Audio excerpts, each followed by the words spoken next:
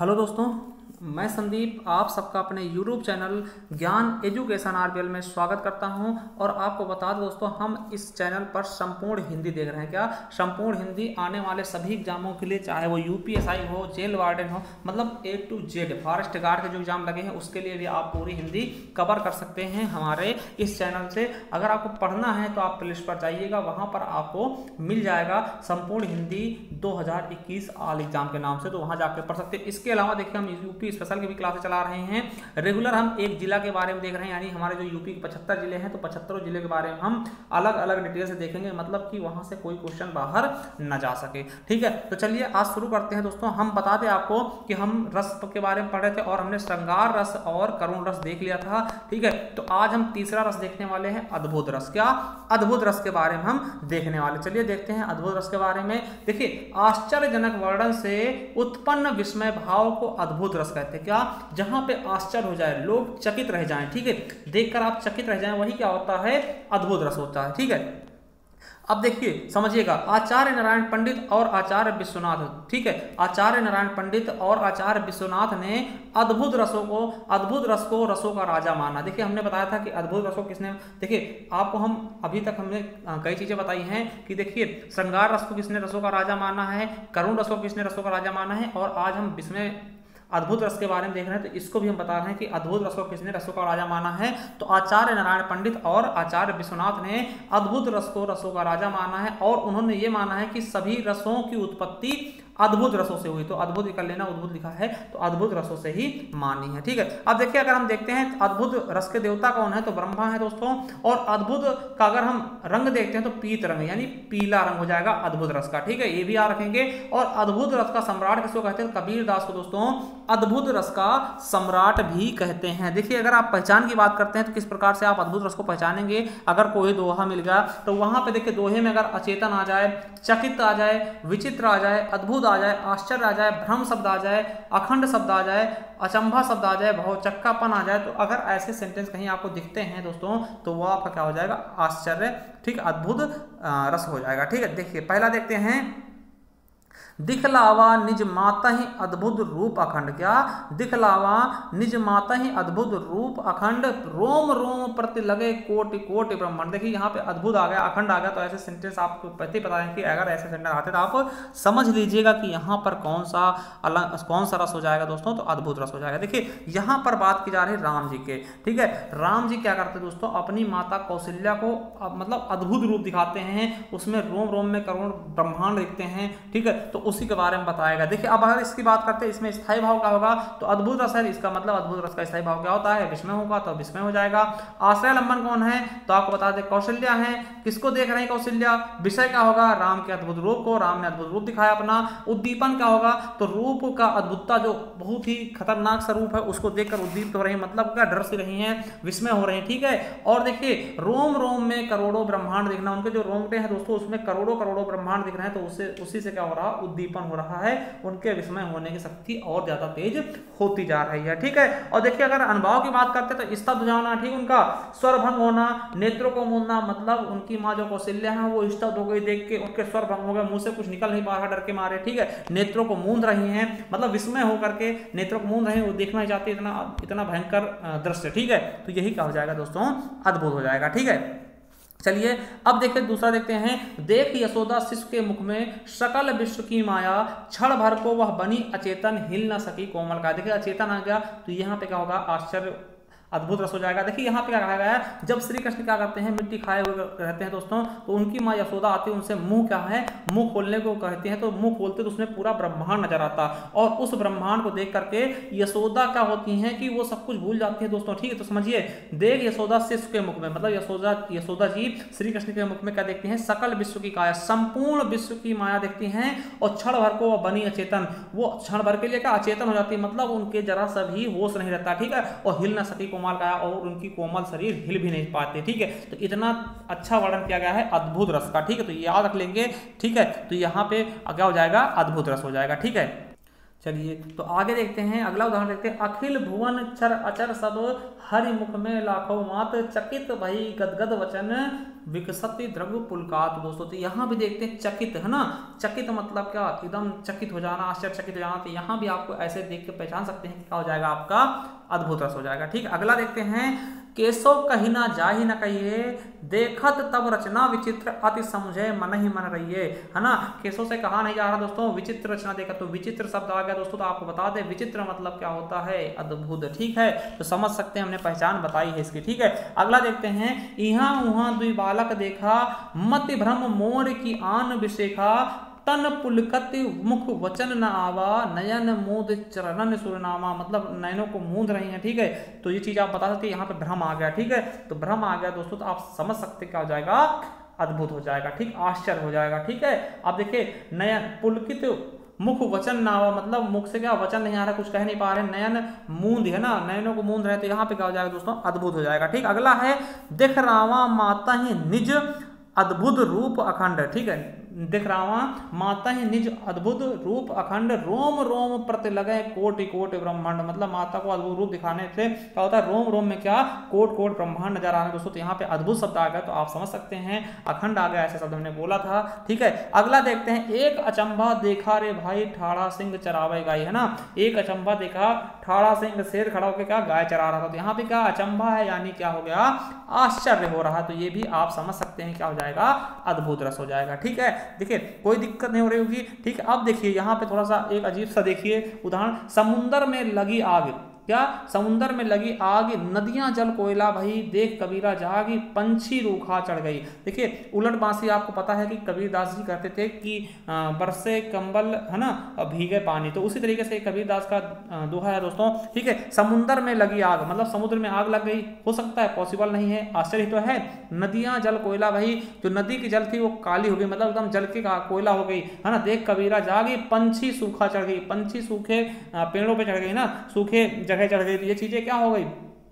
ठीक, तो आप समझ सकते हैं क्या होगा, है ना, यहाँ पे आश्चर्य हो गया ना। अगला है चित अलिकत भरमत रहत, भरमत मतलब क्या होता है, भ्रम होगा ना, तो यहाँ भी क्या हो जाएगा आपका, समझ सकते हैं। ठीक है, भरमत रहत कहाँ नहीं बास, और विकसित कुसुमन में अहे काको सरस विकास, तो यहाँ भी क्या हो जाएगा आपका अद्भुत रस हो जाएगा, आश्चर्य चीजें आ गई ना, तो समझ सकते हैं बिल्कुल अच्छे से। अगर आपने सही से मेहनत किया तो आप समझ सकते हैं, कोई इतनी ज्यादा दिक्कत वाली बात नहीं है। ठीक है, चलिए अगला देखते हैं रौद्र रस।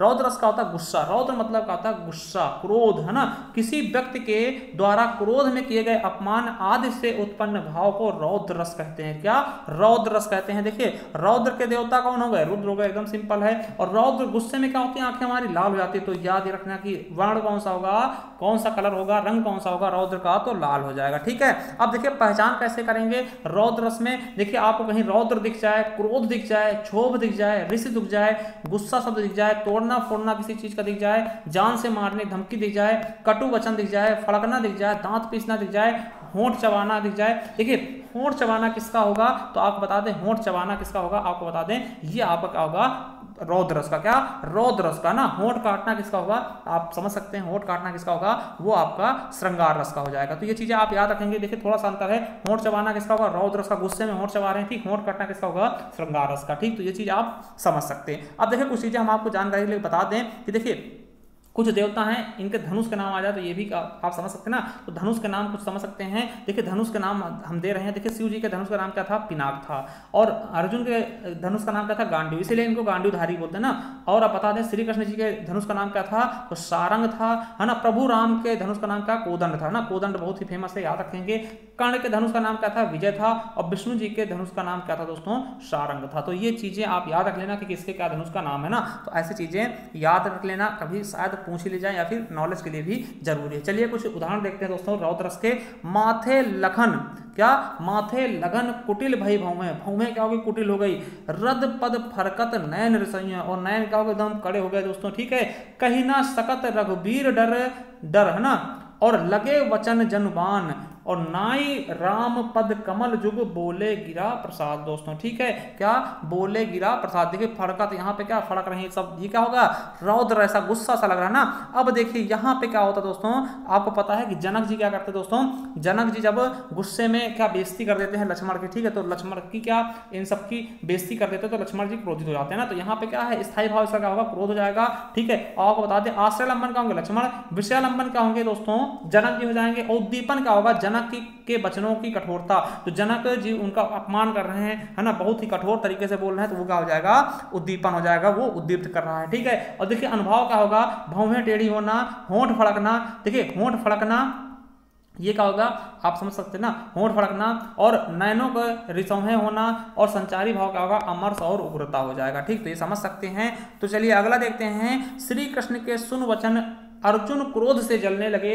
सब शील अपना भूल कर करतल युगल मलने लगे, संसार देखे अब हमारे शत्रु रण में मृत पड़े, करते हुए ये घोषणा वो हो गए उठकर खड़े। अब देखिए यहाँ पे क्रोध आ गया, तो क्रोध आपको पता है रौद्र रस के अंदर ही आएगा, ठीक है। अब देखिए यहाँ पर जब महाभारत चल रही होती है तो श्री कृष्ण जी अर्जुन को समझाते हैं, जो उपदेश देते हैं, गीता का उपदेश आप समझते होंगे, ठीक है। अर्जुन क्या कहते हैं कि यहाँ पे सब तो अपने हैं, मैं किसको मारूंगा, किस पे मतलब कि धनुष चलाऊंगा, बाण चलाऊंगा, सब तो अपने भाई हैं, गुरु हैं, ठीक है। तो वही चीज जब श्री कृष्ण समझाते हैं तो वही चीज कहते हैं क्या, अर्जुन सुन के क्या होते हैं, अर्जुन सुन श्री कृष्ण के सुन वचन, श्री कृष्ण के वचन सुनकर अर्जुन क्रोध से जलने लगे, क्रोध बहुत तेज गुस्सा आया उनको, सब शील अपना भूलकर, शील क्या होता है, जो अपने परिवार के प्रति जो एक लगाव होता है उसको भूलकर करतल युगल मलने लगे और सब तैयारी करने लगे। अब संसार देखे अब हमारे शत्रु रण में मृत पड़े, और श्री कृष्ण जो अर्जुन थे वो गुस्से में क्या बोलते, अब संसार देखेगा क्या कि हमारे जितने भी शत्रु हैं वो रण में क्या मृत पड़े हुए होंगे, करते हुए ये घोषणा वो उठ गए होकर खड़े, है ना।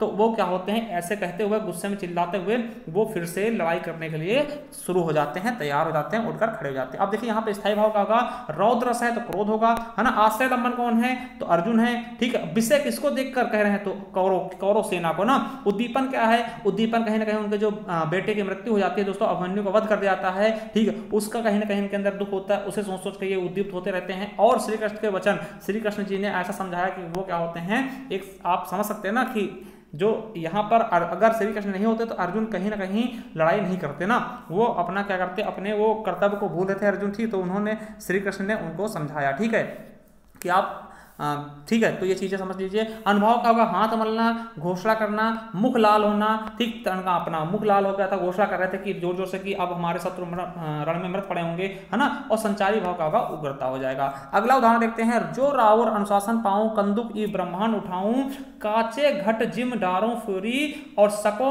मेरु मूरी इव तोरी, है ना दोस्तों। जब वही है कि जब क्या होते हैं, जो लक्ष्मण जी को क्या होता है, गुस्सा आ जाता है, ठीक है, जब वहां पे धनुष तोड़ देते हैं, ठीक है। तो सीता के पिताजी कौन होते हैं, परशुराम से भिड़ंत जाती है दोस्तों, तो वो कहते हैं लक्ष्मण जी राम जी से बोलते, जो रावर अनुशासन पाऊं, जो आपका अनुशासन हो, तो कंदुक ये ब्रह्मांड उठाओ ना। वो कह रहे हैं कि कंदुक मतलब क्या था, गेंद के समान, कंदुक संस्कृत शब्द है, इसका हिंदी का होता है गेंद, है ना। तो गेंद के समान मैं इस ब्रह्मांड को उठा के फेंक दूं, मतलब ये गुस्से में बात कर रहे हैं। तो यहाँ पे क्या ब्रह्मांड उठाऊं मतलब क्या है, एक गुस्से जैसा प्रतीत हो रहा है, इसलिए यहाँ पे क्या हो जाएगा, रौद्र रस हो जाएगा, ठीक है, आप समझ सकते हैं। अगला देखिए, सुर नर असुर गंधर्व किन्नर आदि कोई भी कहीं कल शाम तक मुझसे जयद्रथ को बचा सकता नहीं। देखिए ये भी जय महाभारत का है, ठीक। आपको पता होगा कि अर्जुन क्या करते हैं, प्रतिज्ञा ले लेते हैं कि हम कल शाम तक, मतलब कि शाम होते होते जयद्रथ को मार नहीं देंगे, अगर नहीं मार पाए तो हम क्या करेंगे, अग्नि समाधि ले लेंगे। तो वही चीज वो क्या कर रहे हैं, प्रण ले रहे हैं। सुर मतलब क्या होता है, देवता। नर मतलब क्या होता है, मनुष्य। असुर मतलब क्या होते हैं, आप समझ सकते हैं, जो राक्षस है। गंधर्व किन्नर मतलब क्या होते हैं,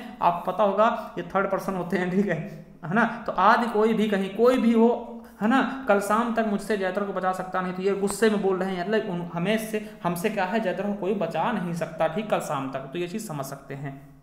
चलिए अगला है, अस कहे रघुपति चाप चढ़ावा।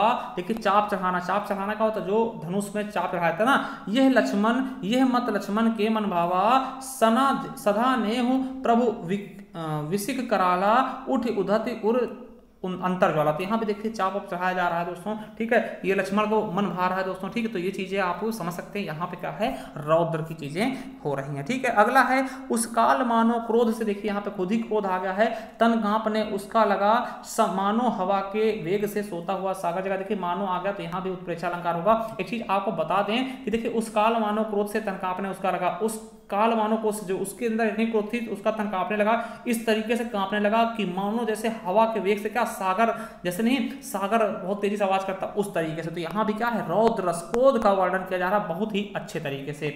अगला है जंजीर बढ़ा अब साध मुझे, हाँ हाँ दुर्योधन बांध मुझे, ठीक है। याचना नहीं अब रण होगा, जीवन जय या कि मरण होगा। देखिए यहाँ पे दुर्योधन के बारे में कहा जा रहा कि ठीक है, जंजीर बढ़ा अब साध मुझे, जंजीर बढ़ा और मुझको साध, मुझसे मतलब अपनी रक्षा कर, हाँ हाँ दुर्योधन बांध मुझे और मुझे बांध दुर्योधन, ठीक है। याचना नहीं अब रण होगा, मतलब याचना मतलब क्या होता, ज्यादा मतलब कि हाथ जोड़ना, वो अब छोड़ के आपका सीधा रण होगा, लड़ाई होगी।